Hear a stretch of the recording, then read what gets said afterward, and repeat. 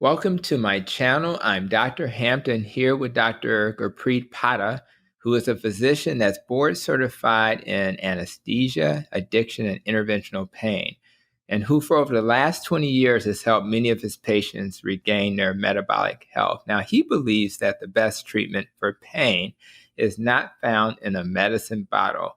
So I really thought it would be important that he bring that message to you because I actually agree with him. So, Dr. Padda, when it comes to treating pain, what do you think is the best approach to help our patients? So pain is an interesting thing. There's really two kinds of pain that we look at.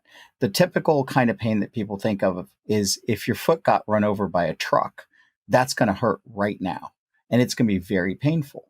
And you're going to get better over a short time period, and time is going to heal that injury. And you might have to have surgery, and you might have to have an orthopedic procedure. That's not the kind of pain that I'm talking about right now.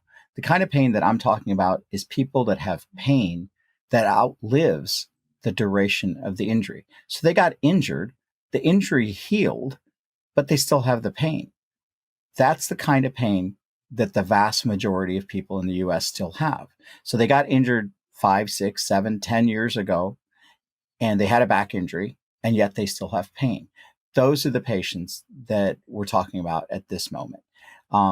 That's not fixed by giving people more and more narcotics, which is the typical approach. And the reason why is that the human nervous system is incredibly adaptive. And so if you give somebody a narcotic, the nervous system immediately starts adapting to it. And so you dose upregulate, your receptors upregulate quickly, and the narcotic loses its effect. It works okay for the first 28 or 30 days, but at 60 days, you need more and more drug to get the same effect.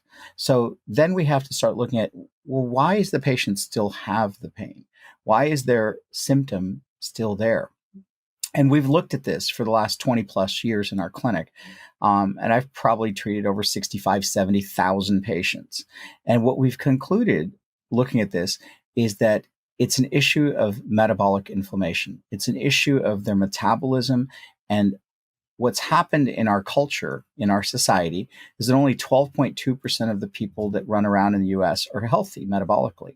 The other 87.8% are metabolically sick. And so we have to address that metabolic issue to make their pain go away.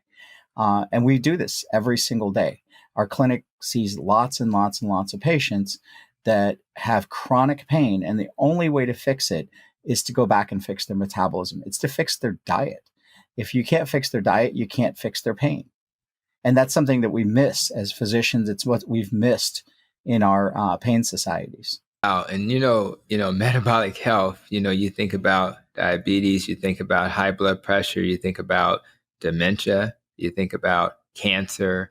Who'd have thought pain, right? So it's just amazing that there's this connection. And I think that's a very important message as we teach the message of healing metabolically, is that the benefits will far exceed anyone's expectations. I recently had a guest who talked about how fibroids and uterine cancer can be related to metabolic health. So I think providing some insight from a guy like yourself, who's an expert in pain, is very helpful. So I really appreciate your thoughts on that topic. And for those who are listening, I really want to give you an opportunity to hear more insights from Dr. Padda, because he was the guest on podcast episode number 50. And he shared a lot of nuggets that provided clarity about metabolic health. So if you want to hear more experts like Dr. Padda, make sure to like and subscribe my videos. But more importantly, as you think about your day moving forward, I want you to continue to be safe, be well, and continue to protect your nest.